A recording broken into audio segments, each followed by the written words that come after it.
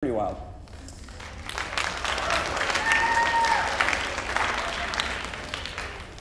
Remember the question thing? I'm going to do something a little brave. You guys strike. Oh, before I go there, how many people have accomplished the goal? Nice job. Nice job. Excellent. By the way, feel free to follow me on Twitter. I'm going to cede complete control of this discussion to you. Why? Because there's two microphones up here. Yes, if you're going to ask a question, you do have to come up to the microphone because it's all being recorded. But you're now going to be in, any of you are going to be in complete control of this discussion. I haven't even looked at the time. Am I over already? Is it like time for period 23? Actually, I think we have a few minutes. Thank you so much for allowing me to be on the stage with you today. It has been an honor and a pleasure. I appreciate it. And no question is off, no question is out of bounds. Any question you want to ask, I'll take a shot at. Thank you. I just wanted to ask, you mentioned now that you're helping, with social media, you're helping 6 million people in the world. I was wondering, how do you help the healthcare given to people in third world countries that don't have access to the internet or don't have access to social networking? Did everybody hear the question? That's a phenomenal question. He was listening. Asked a good question. It's tough. The situation in the world is that there are, when I was at McKinsey, we use the terms developed countries and very kindly developing countries. Those are the ones that have don't even have running water yet. And that division between two types of society around the globe is a challenge, and it's a challenge that needs to be fixed. So using technology, you're right. You can access the 50 or whatever % is of the population of the world that's in developed countries. The good news is that the developing countries are catching up much faster than the developed countries sort of went. And let me give you a real world example of that. In the United States, decades ago, they put in these things called telephone lines, and they ran them along the railroad tracks and put poles in the ground and strung wires. That's not happening in developing countries. In developing countries, they're putting in cell towers everywhere and just giving everybody a cell phone. So they're skipping right over landlines and going right to inexpensive handheld technology that's wireless. So you'll see things like that will help catch up. Fortunately, I work with a number of, I'm still a board-certified family doc, and I work with a number of people and organizations who literally go and just offer face-to-face help with third developing countries where the infrastructure just isn't in place. You've seen and probably read about, and I'm sure you're talking about in class, a number of the sort of cultural issues that have led to, no one's using the word, but really amounts to civil war in a number of countries like Syria and others. And I think a lot of that has to do with information finally being readily available to a population where the governments have unfortunately been instrumental in suppressing information availability. And I think the pace of that change is going to accelerate. So I don't have the solution to the problem, but we're chipping at it. Good question. I'm just going to alternate microphones, if you don't mind. You spoke about how social media is impacting everyday lives. I was wondering how you more specifically use social media for healthcare. I mean, I understand that you can see how certain people are feeling, reacting, but will you be looking for people tweeting, "I'm having a heart attack right now, come save me"? Or well, how exactly do you apply it? Excellent question. I strongly recommend if you have chest pain that you don't use Twitter to get help. A lot of people will know you need help, but there aren't very many going to do anything about it. So the way to use social media to help in healthcare is as follows. Let me answer your question this way. If you or your family is about to go on a vacation and you're going to go to the Outer Banks and pick a house, what do? You go online and you find communities and opinions that talk about the various houses. This one was good, this one stinks, this one's great, and you obviously pick the great one. So that's kind of a social way to select a house. Same thing with a pair of shoes, whatever, an airline ticket. So the way to use social media in healthcare is to allow people to use those same dynamics, those same technologies to learn about their own health. And let me give you a real-world example that happened with our platform. We have a number of communities, which is basically a platform that allows people to talk to each other. People ask questions, and people with experience answer those questions, and I monitor that as Chief Medical Officer of the company. So we've got an agreement together with Autism Speaks, phenomenal organization. And autism is, you're probably familiar with what autism is. It can be devastating, and it fortunately doesn't attack too large a percentage of the population, but those who are in it, really, it changes their lives. So we created an environment for autistic folks to ask questions if they're sort of new to it, and other people to share answers. Most of the communities that we have, I have to go in and answer questions and monitor and this and that, make sure people's issues are being addressed, not urgent issues. The ambulance thing isn't going to work with social media. However, the autism community is unbelievable. There's a whole bunch of people on there asking questions, and I'll give you a great example. Over the holidays, a couple people asked, how do I get my autistic child through a busy airport on Christmas vacation? Great question. And immediately there were a bunch of families who have a lot of experience with that jumping on and answering that person's question. And that's what social media and healthcare for us is all about. It's each of you helping everybody else of you. We're just creating the environment that allows that kind of communication to take place. So it's people learning from other people, not about a vacation house, but about how to deal with specific health issues. Is the magnet in an MRI machine really as scary as everybody says? So people who've had an MRI will jump in and answer that question. So that's one of many ways we're sort of chipping at it. I guess I'm going over here. So I was wondering, because with the dawn of the information age and the rise of the internet, I mean, you have a lot of things going on where it's really, this whole social network thing is actually making people less healthy because it's keeping them inside at the computer, it's making them less active, and creating kind of a pseudo social networking site like you're doing. I'm wondering how you're trying to account or set that off. It's a very good point. Slightly embarrassingly, I'll tell you that in my own household, that dynamic is a little bit of an issue. I have 2 middle school children at home, and with laptops, iPads, computers, games, all of a sudden, instead of riding in Tennessee, riding dirt bikes all afternoon, they're gaming with Modern Warfare 3 for 2 hours. It's cool, and there's some neat eye-hand coordination skills and that kind of stuff, but I'm really not wild about sort of the cardiovascular effect of that. So that's a real issue. What we've done with our platform is we have a fitness challenge section where you can upload whatever you're doing with a Fitbit device or whatever, running miles, swimming, whatever you do for fun, and it can be any kind of exercise, snow skiing. And then you can sort of ding your contacts in the network saying, I did this, what are you going to do to beat it? We call it Beat This. So we have that, and we also have competitions for sort of corporate America, either department against department, that we just create the environment that allows them to compete with each other, and it gets very competitive, or company to company. So Verizon can take on AT&T. I mean, it gets that big. And that's kind of a fun one, actually. They're pretty competitive.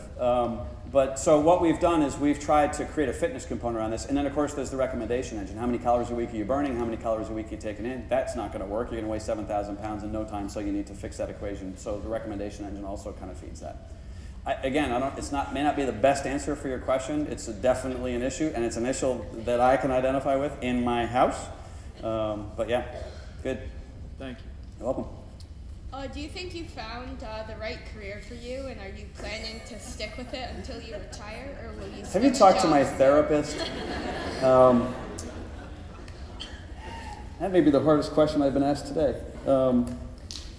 Do I think I have found the right career for me, and am I going to stick with it? It's funny because I threw up on the slide that you might, if you look at my career path, you might decide that I have career ADD. It took me a minute to decide to put that on the slide, and usually that happens with things that kind of hit home. I think it may be true. So I think to some degree I've still sort of been searching. I'm a little impatient. I ask a lot of questions. If I don't get the answers I want, I move on. I'd say at this point in my career, that whole dynamic is starting to settle down a little bit, and I think I'm sort of on the verge of sort of a career home, and a place that I can actually hang out for more than 18 months and make sort of a longer-term contribution.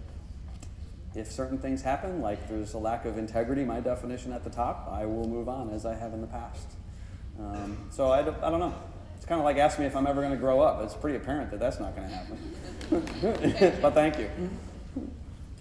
What is your take on cyberbullying? Tough one, especially with the legal case that's going on right now in New York. Let me answer your question this way. Money makes people more the way they are. So if you're a good person and you win the lottery and you win a bucket of money, you're probably going to be able to make bigger contributions to charitable organizations, and who you are it becomes more manifest. If you're not such a good person, money also accelerates that. It makes you not a good person. It accelerates that side. I think that the information age has done the same thing, and I think that's where cyberbullying sort of has come from. So Twitter is a great example, right? So when Martin Sheen left 2.5 Men, he created a Twitter. Charlie Sheen. Oh yeah, Martin's the dad, right?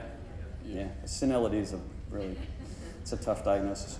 So when Charlie Sheen left, he started a Twitter account, and anybody know the number? I think he had 1 million follows in 24 hours. Something crazy. Am I close to the right number? Is that the right number? It's something like that.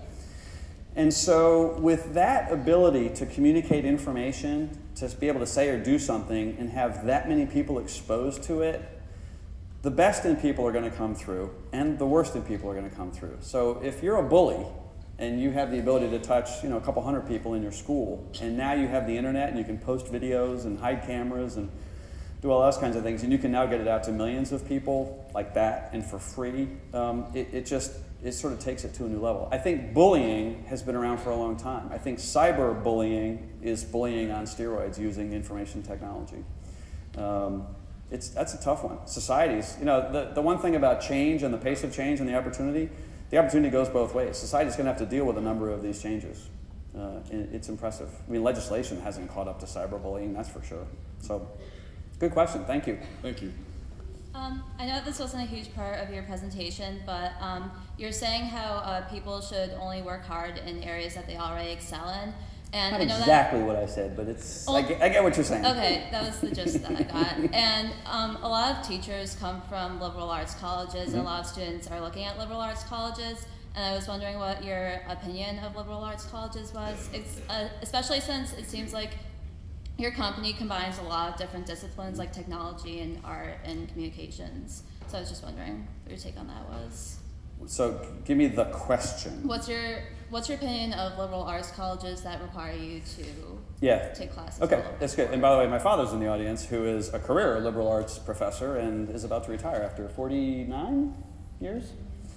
And by the way, a good example, my dad is here, and he's a scientist, biochemistry PhD, and has wound up doing art authentication and restoration work, and can validate the historical accuracy of artworks and things like that. So there's a great example of a science gone art, gone ballistic. As I said, you're hearing one person's opinion today. I happen to be on the stage, I happen to have a microphone, so it's a loud opinion, but it literally is only my opinion. And I look at the world very differently than most people. You've probably already seen that a number of different ways. So what you should take away from this is, not that you should adopt how I think and make it the way you think, but listen to some of the things I've said, think about each of them, and then decide for yourself who you want to be and what your opinion's going to be. I don't expect everyone in this room to agree with 100% of what I said. In fact, I think you'd be crazy if you did. But think about a well-rounded, if the term used, liberal arts education. If that gets you to your goals, go for it. I'm not saying don't do that. I'm just saying there's this other avenue that is really not very well-rounded that sort of gets some people to their goals, myself included. It's just a different opinion. Does that make sense? Yeah. I'm trying not to pitch on your answer, but I think I did okay. Thank you. With all due respect, what exactly do you do? With all due respect, what exactly do I do? Is this still recording? I kind of run around the country, spend a lot of money on airplanes, talk to high school students. No, so it's interesting, and this gets into sort of my career definition, which is, there is no definition for my career. So I started out as a physician, a clinician. And then I started moving into healthcare information technology. So I created care management programs, and this sort of goes down. In fact, I thought I had a slide on this, so let me just talk to it. Thanks for asking the question. What I did was I focused and focused and focused. So I'm a physician, and then I moved into the health insurance space, learned that business. So I became a physician who understood the business of healthcare. Then I moved into healthcare technology, and now I'm focused on the technology in healthcare that can help the business of healthcare, which ultimately improves the health of people. So I'm narrowing myself further and further down. So where I am today is I'm still responsible for all the clinical aspects of the programs. I'm still board certified. I've kept my board certification up so I can answer medical questions and make sure there's medical accuracy in our offering. So that's an important piece of what I do. I also understand how like the whole healthcare industry works and where we fit in and what companies we should be working with and how we should integrate stuff. So the business model in healthcare IT is something that I'm very comfortable with. And then there's also sort of the, as you can tell, I'm really not fearful of getting on a stage, despite what I wrote in my Twitter, which was true for the first 5 minutes. I was nervous, but I'm not anymore. So public speaking is something that I enjoy doing, and it turns out that if you're a physician and you know technology and you can speak on behalf of a healthcare IT company, good things happen. So I've been asked to do a fair amount of public speaking. So those are kind of the three things that I work on at the moment. What do you call that? Henry's career. I have no idea. Thanks for the question. What does it feel like working for a CEO that's younger than you? Well, I can drink beer better than he can.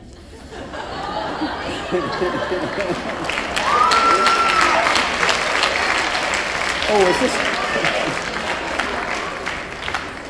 Yeah, if I wasn't going to be asked back before, now I'm really definitely not going to be asked back.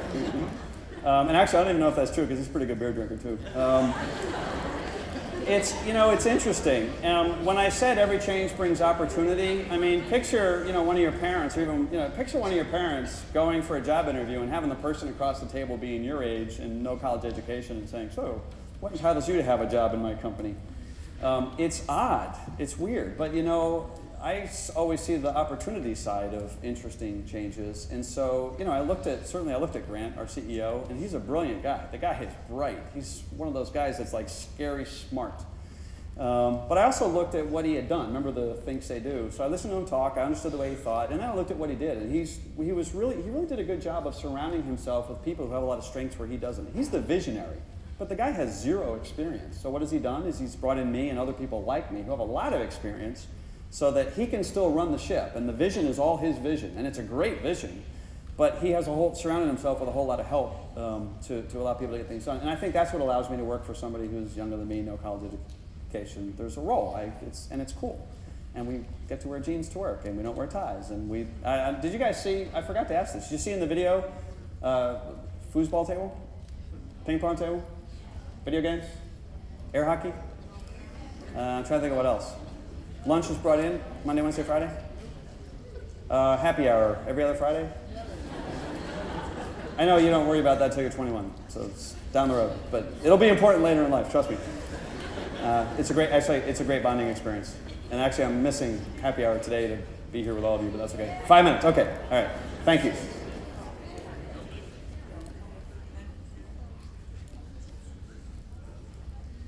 Yeah? Okay, so right now, what are you really focusing on doing and preventing? Good question. So when you have a social network, the question was, what are we focusing on and helping prevent? So when you do social networking in healthcare, and I said before, you can't boil the ocean. So we're not going to do all of social networking and all of healthcare. We want to engage consumers on a very social basis. By the way, if you go to careverse.com, feel free to do that. And you can log in, create a password. It's free for consumers. So go have fun, play some games, answer some questions. It's a pretty cool experience. Look at the animations. So the business model when you're in an early stage company kind of has to be a little bit fluid. So if you're not comfortable with change, it's really not a good environment to find yourself in. So what we've done is we want to engage people socially, but we also want to focus on the top 5 diseases. And the top 5 diseases, heart disease, stroke, diabetes, asthma, congestive heart failure. And those are if you take those diseases all together, that's 75% of the medical spend in the United States. So we actually are engaging people and then trying to tease out which people we can really make an impact with that have those diseases to begin to sort of help costs come down. But at the same time, have a fun and competitive sort of experience. Oh. Did you ever consider a different career when you were younger? Did you ever want to become an artist or writer or something? Yes, my career ADD goes all the way back. In fact, even when I was in college, freshman year, I was a math major going to business school. Sophomore year, I was a economics major going to business school. No, freshman year was math major going into the Air Force. Sophomore, economics major going to business school. Junior, science major going to medical school. And the only reason that happened is because that's when you had to decide what you had to do. You had to make a choice, so I made the choice. But yeah, no, I'm very open-minded about my career path, as you can see. I owe you an apology, but I'll talk to you afterwards. I'm 3 minutes over, I just found out. So thank you for having me here today. I hope it's been fun, learn something.